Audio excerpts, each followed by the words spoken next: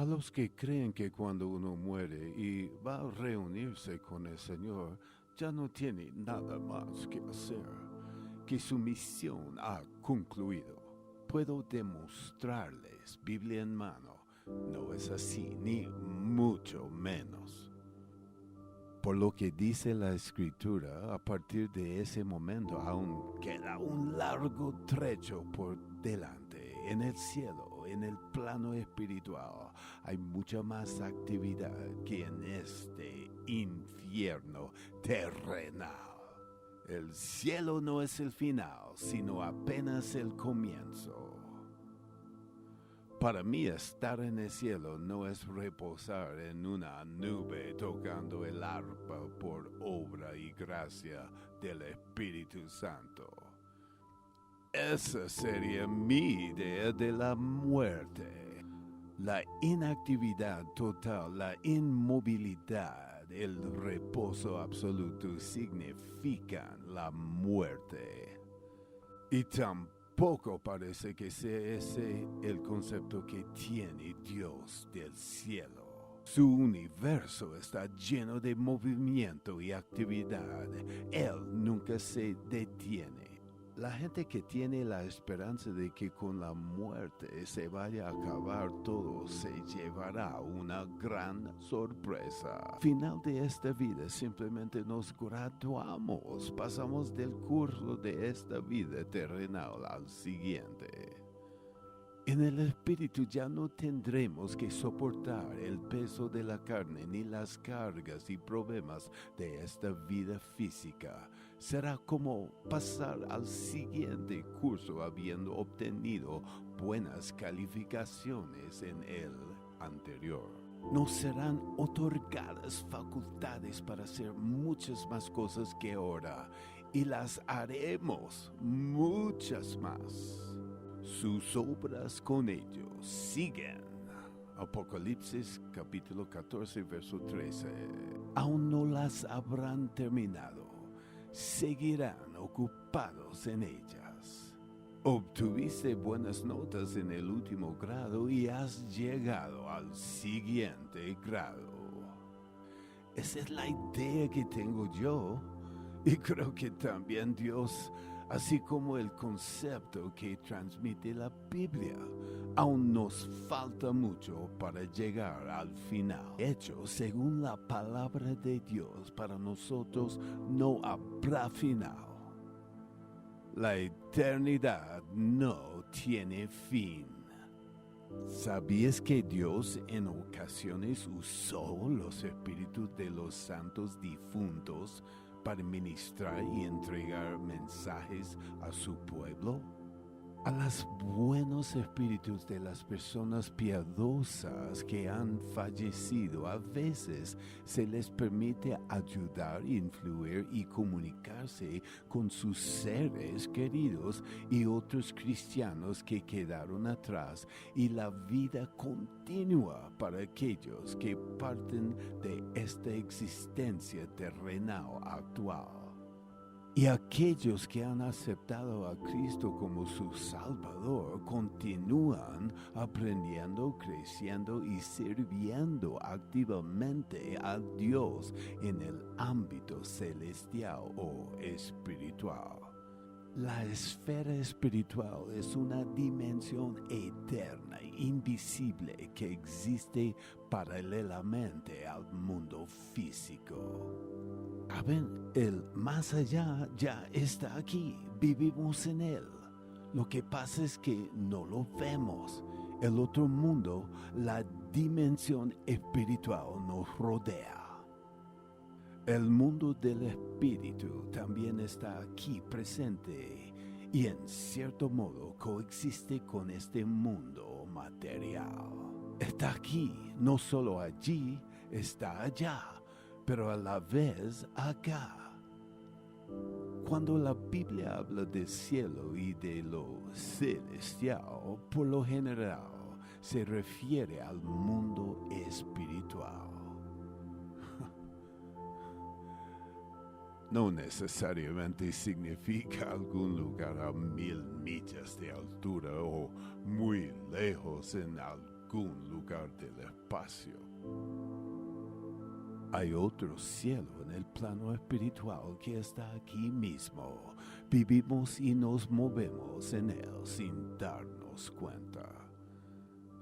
En un pasaje de la Biblia dice lo siguiente: en quien vivimos, nos movemos y somos, refiriéndose al Espíritu, a Dios. Hechos capítulo 17, verso 28. De modo que vivimos y nos movemos en el ámbito espiritual al mismo tiempo que en el temporal. El velo. En circunstancias normales existe un velo o abismo entre el mundo espiritual y el plano terrenal en el que en este momento nos desenvolvemos. Dios, sin embargo, descorre o levanta de cuando en cuando este velo a fin de transmitir alguna revelación u ofrecer asistencia excepcional a sus hijos. Piensen nada más en la cantidad de ángeles y de espíritus santos que nos rodean y se preocupan por nosotros. Pero ellos tienen que obrar según unas reglas determinadas. No pueden hacer demasiadas apariciones personales ni expresarse con voz audible, salvo en ocasiones muy excepcionales en que se les permite hacerlo. La mayoría de las veces simplemente tenemos que creer sin ver nada, excepto que ciertamente podemos ver cómo ha obrado el Señor. Dios ha impuesto ciertas limitaciones y restricciones a lo que pueden hacer quienes se encuentran en el mundo espiritual por los que se encuentran todavía en el plano material o físico, en la vida terrenal. Dios quiere que crean en las cosas que no se ven por el hecho de que la Biblia habla de su existencia, que tengan fe en Él y en la salvación puramente por la fe y no por vista. Del 2 Corintios capítulo 5 verso 7 y Romanos capítulo 10 verso 17. Si pudieran ver todo lo que los rodea en el plano espiritual, no les costaría nada creer. Por otro lado, tal vez se asustarían al presenciar cómo actúa el enemigo, el diablo, además de ver lo que hacen los ángeles del Señor y las personas fieles a Él ya fallecidas. A uno por lo general se le evitan esas escenas, no ve ni oye lo que sucede en el mundo del espíritu, salvo que lo necesite en alguna ocasión especial, cuando le haga muchísima falta ver u oír algo que le infunda fe. O los oriente un consejo, una instrucción o una advertencia. Normalmente a los fantasmas no se les permite aparecer. Esas son las reglas del juego, a menos que se trate de una emergencia. No están autorizados a manifestarse, a hablar de manera audible, tocar los objetos, ni realizar ningún tipo de manifestación física, excepto en situaciones de verdadera urgencia. Como podrán comprobar, en la mayoría de los casos los fantasmas, ángeles o espíritus no se aparecen a menos que se trate de una situación sumamente extrema. Es decir, cuando ya nada puede detener a la persona en cuestión. cuando no hay otra forma de comunicarse con ella salvo por medio de una voz audible, una aparición personal, un roce o una sensación. Los espíritus deben, por lo tanto, permanecer fuera de la vista, inaudibles e incluso imperceptibles, excepto en sueños, visiones o voces apacibles y delicadas con que hablan a la mente y el corazón. De este modo, los seres humanos tienen que apoyarse por entero en la palabra de Dios y la fe en el Señor, sin contar con más pruebas que su cuidado, provisión y protección constantes, fieles, incesantes. Respecto a la barrera que ha levantado el Señor entre el terreno físico y el espiritual, el apóstol San Pablo declaró que nuestra percepción del mundo invisible se encuentra algo nublada. Lo expresó así: ahora vemos por espejo oscuramente, mas entonces, en la otra vida, veremos cara a cara. Ahora conozco en parte, pero entonces conoceré como fui conocido. 1 Corintios capítulo 13, verso 12. La gran nube de testigos. El 11º capítulo de la epístola de San Pablo a los Hebreos nos entrega un apasionante relato de la fe y las proezas de hombres y mujeres de Dios que protagonizaron el Antiguo Testamento, finalizada la relación de héroes y heroínas de la fe. El primer versículo del siguiente capítulo prosigue así: por tanto, nosotros también, teniendo en derredor nuestro tan grande nube de testigos, despojémonos de todo peso y del pecado que nos asedia, y corramos con paciencia la carrera que tenemos por delante. Hebreos, capítulo 12, verso 1. El texto original, el manuscrito del Nuevo Testamento, no estaba dividido en capítulos, por lo que hay que tener presente el capítulo anterior para saber a qué se refiere con lo de tan grande nube de testigos. Y todos los santos que han pasado a mejor vida y están con el Señor, ellos no solo nos observan, sino que ruegan por nosotros.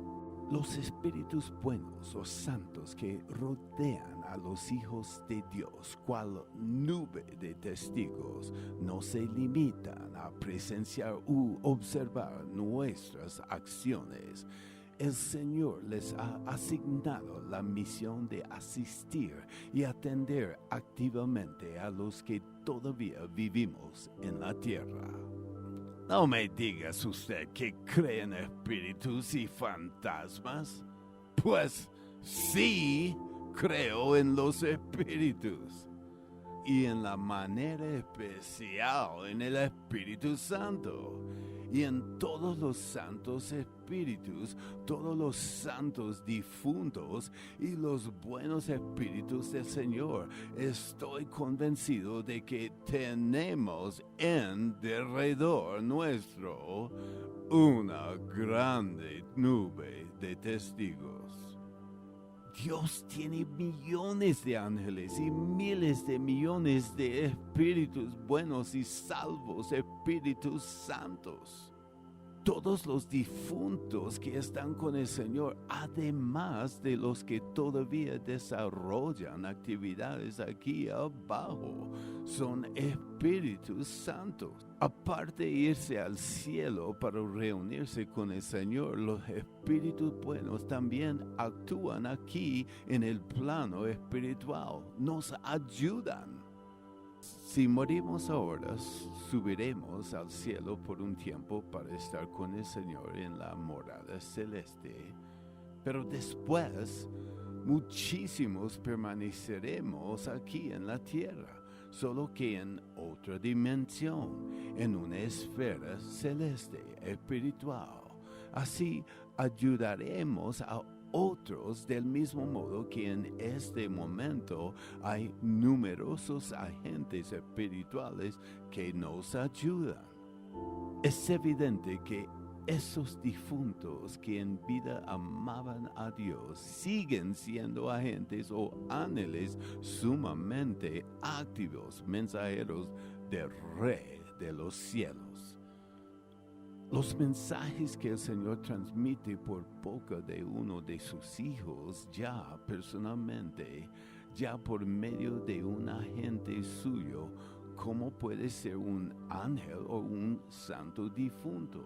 Así ocurrió en varios casos en la Biblia. Mensajeros angélicos fueron enviados a llevar un mensaje a algún profeta, siervo o sierva de Dios. Alguna vez incluso se envió al ángel o el espíritu de algún servidor de Dios ya fallecido. Por ejemplo, Samuel, Moisés o Elías. Escudriñen las escrituras y vean si estas cosas son ciertas. Apariciones de Espíritus Santos en la Biblia. La Sagrada Escritura contiene numerosos testimonios de encuentros con espíritus y de comunicación con ángeles y santos difuntos, casos muy concretos. Hay pruebas bíblicas de ello, de que Dios se comunica con sus hijos terrenos por medio de espíritus de personas ya fallecidas. En el pasaje en que los profetas difuntos Moisés y Elías se manifestaron a Jesús y dialogaron con él durante la transfiguración.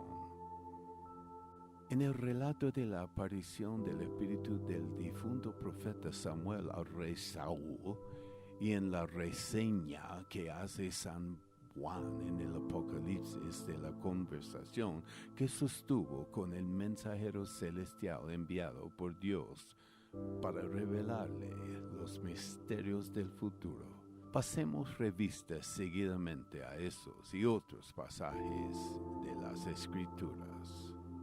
Empecemos por las revelaciones de San Juan.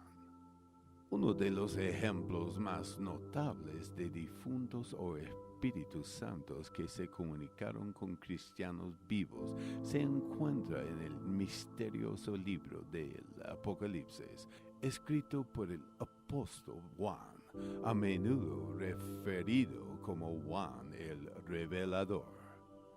En el capítulo 19, tras recibir de un ser celestial una grandiosa revelación sobre el futuro, Juan escribe: El ángel me dijo, escribe, bienaventurados los que son llamados a la cena de las bodas del Cordero.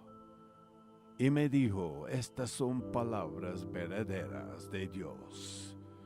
Yo me postré a sus pies para adorarle. Y él me dijo, mira, no lo hagas. Yo soy consiervo tuyo y de tus hermanos que retienen el testimonio de Jesús. Adora a Dios, porque el testimonio de Jesús es el espíritu de la profecía. Leer Apocalipsis capítulo 19, versos 9 y 10. En el capítulo 22 encontramos un pasaje semejante. Yo, Juan, soy el que oyó y vio estas cosas, y después que las hube oído y visto, me postré para adorar a los pies del ángel que me mostraba esas cosas. Pero él me dijo, mira, no lo hagas, porque yo soy consiervo tuyo, de tus hermanos los profetas, y de los que guardan las palabras de este libro. Adora a Dios. Leer Apocalipsis capítulo 22, versos 8 y 9. Respecto a este pasaje, quien reveló tantas cosas a Juan cuando fue arrebatado espiritualmente al cielo. El apóstol creyó que se trataba de un ángel y se postró a adorarlo. Pero, ¿qué le dijo este? Soy uno de tus consiervos, los profetas. No soy más que otro profeta. No me adores a mí. Simplemente te estoy explicando estas cosas porque todavía no las entiendes. En cambio, a mí ya me las han dicho. Ya las sé y las comprendo, por eso te las estoy relatando. El mensajero era en realidad otro cristiano. Da la impresión de que era un profeta semejante a Juan. Esas fascinantes revelaciones y el agente espiritual que las transmitía parecieron tan extraordinarios a Juan que se postró a los pies de éste para adorarlo, confundiéndolo con un ángel. Pero él le dijo: no me adores, soy un hombre común y corriente como tú. Eso demuestra una vez más que allá arriba hay muchas personas así, todos los espíritus buenos. Nexo entre San Juan Bautista y Elías. Otro caso misterioso, pero muy revelador, de un antiguo profeta y ministro de Dios que desde el mundo invisible asistió a un hombre concierne al anunciador y precursor de Cristo, San Juan Bautista.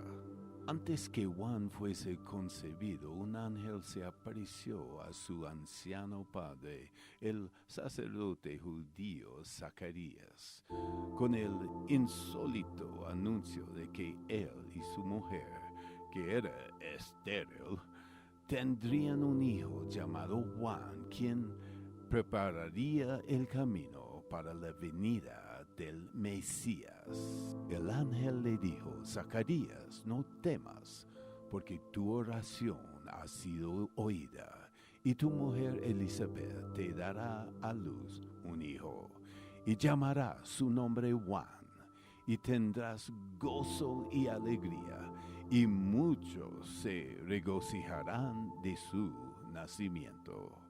Porque será grande delante de Dios, no beberá vino ni sidra, y será lleno del Espíritu Santo aún desde el vientre de su madre. Y hará que muchos de los hijos de Israel se conviertan al Señor Dios de ellos.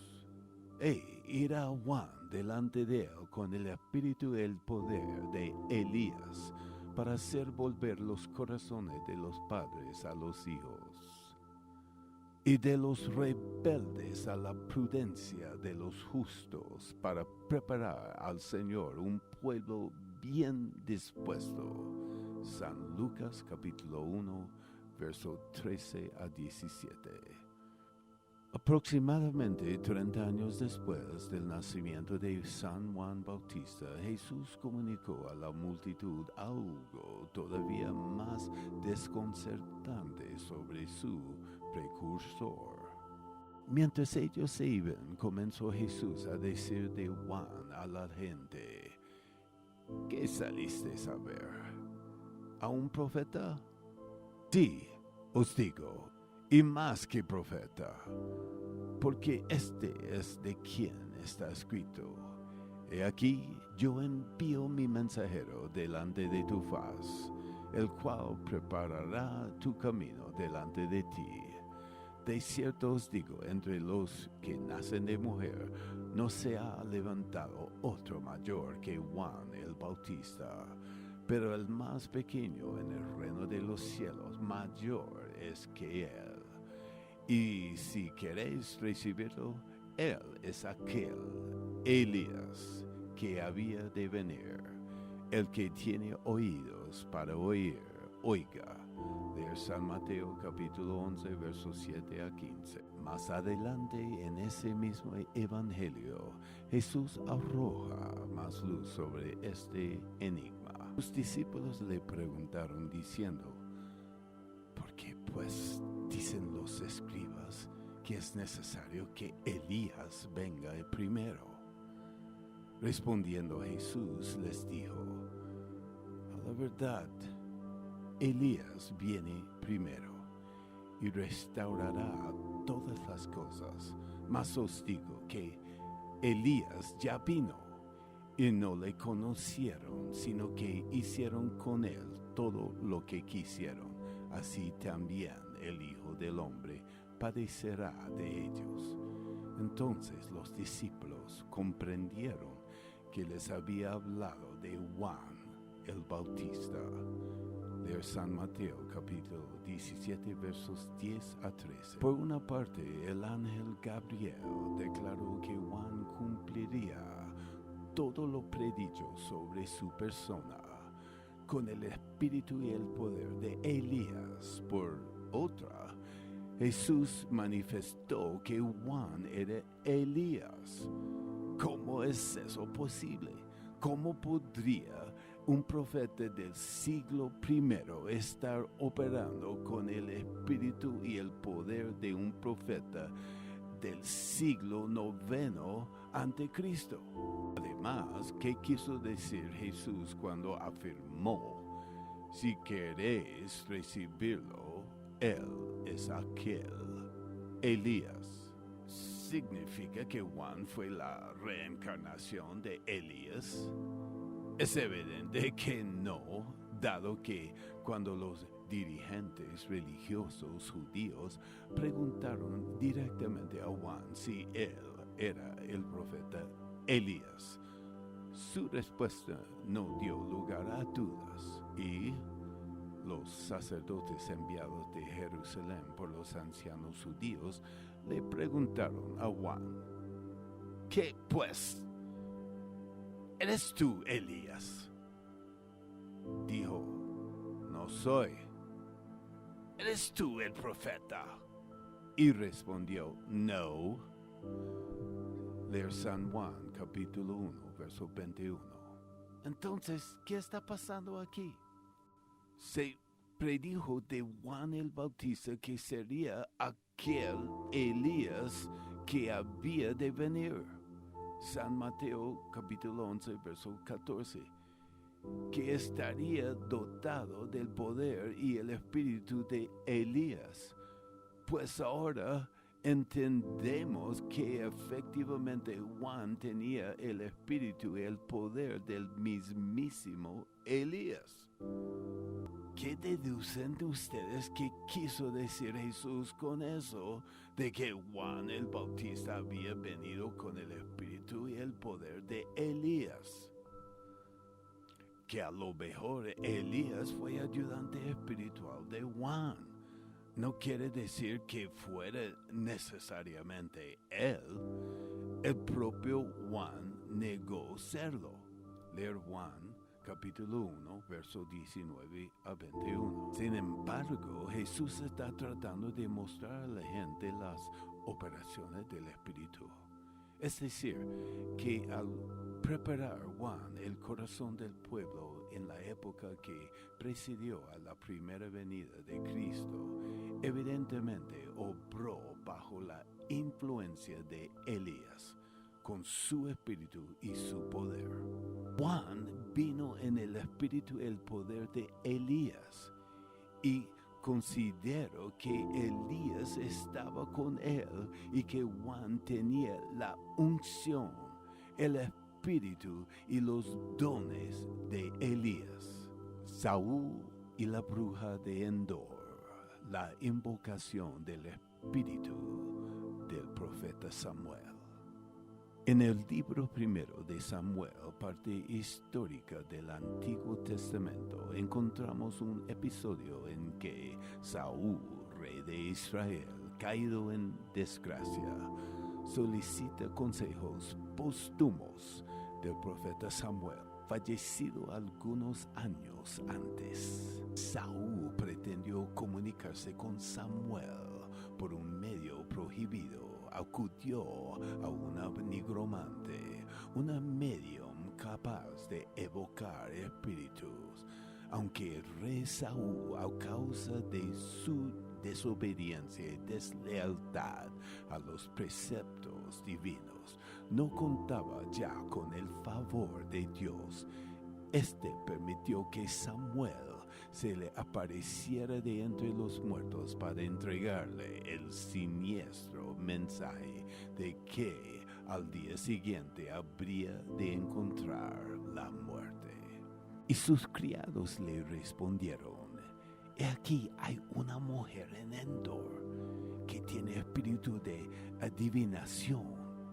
Y se disfrazó Saúl y se puso otros vestidos y se fue con 2 hombres y vinieron a aquella mujer de noche, y él dijo: yo te ruego que me adivines por el espíritu de adivinación y me hagas subir a quien yo te dijere.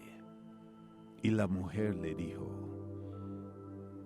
he aquí tú sabes lo que Saúl ha hecho, como ha cortado de la tierra a los evocadores y los adivinos. ¿Por qué pues pones tropiezo a mi vida para hacerme morir? Entonces Saúl le juró por el Señor diciendo: vive el Señor, que ningún mal te vendrá por esto. La mujer entonces dijo: ¿a quién te haré venir? Y él respondió: hazme venir a Samuel. Y viendo la mujer a Samuel, clamó en alta voz y habló aquella mujer a Saúl, diciendo: ¿por qué me has engañado?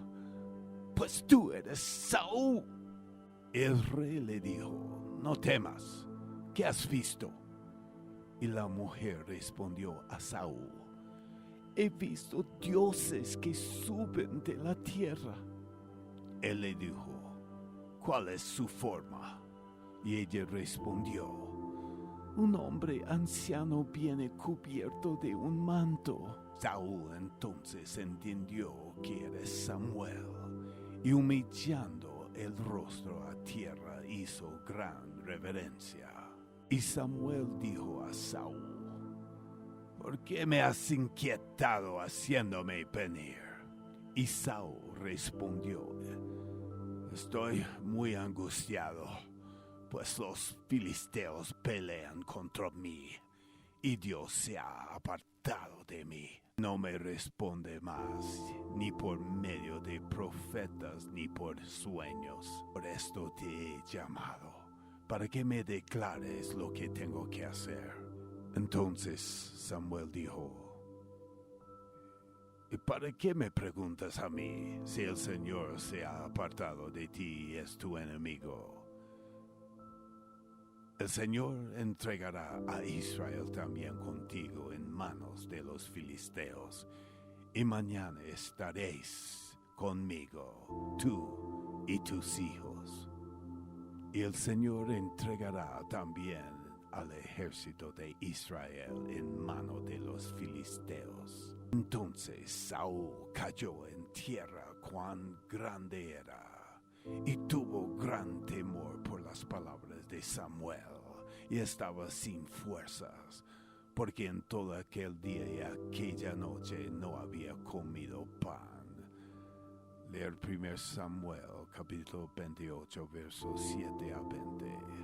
Este extraño relato de un rey desobediente que utiliza un medium para escuchar a un profeta fallecido ha generado un gran debate entre los eruditos y teólogos de la Biblia, particularmente aquellos que afirman que los espíritus de los difuntos no tienen trato con los que todavía están vivos.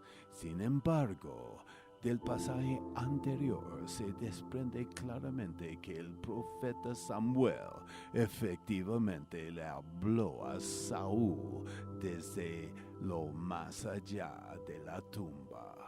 La enciclopedia bíblica Wycliffe añade, en este caso Dios permitió soberanamente que el propio espíritu de Samuel interviniera con el objeto de hacer una solemne amonestación al rey apóstata.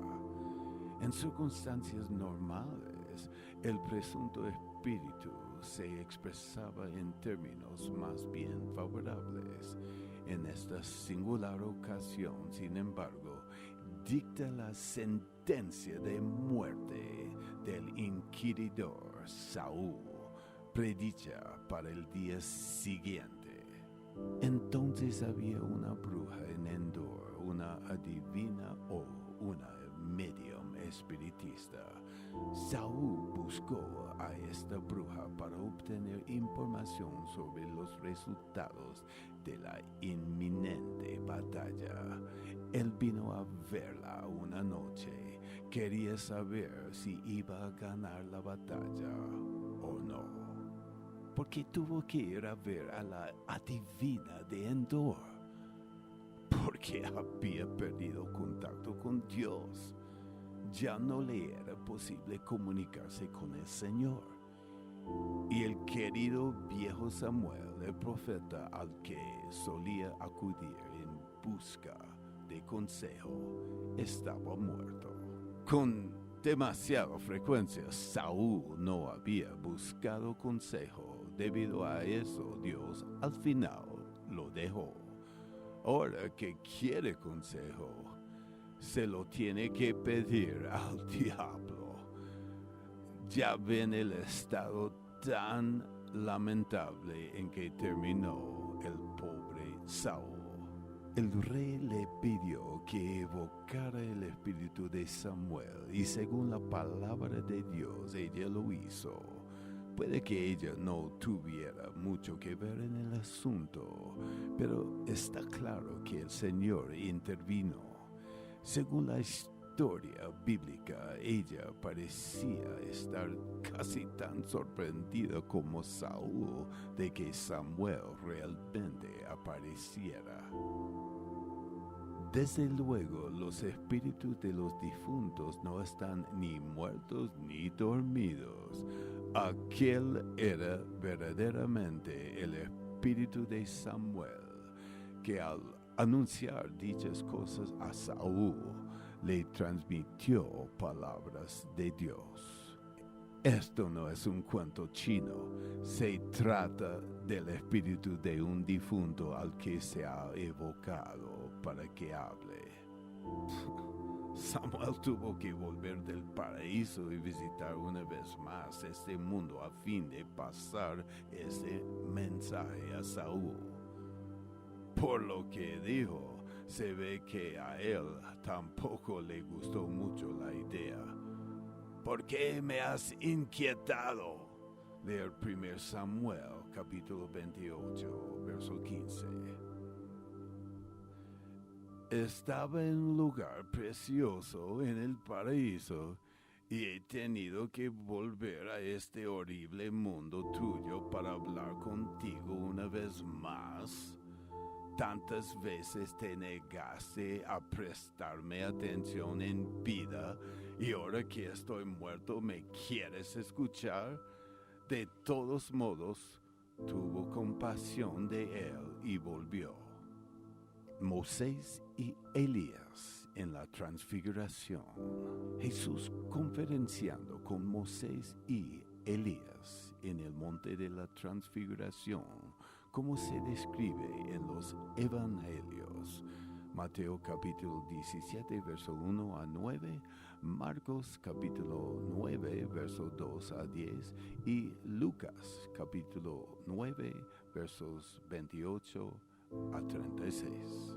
Otra aparición destacada de dos santos difuntos de gran renombre se relata en 3 de los 4 evangelios, en la descripción del encuentro de Moisés y Elías con Jesús en el monte de la transfiguración.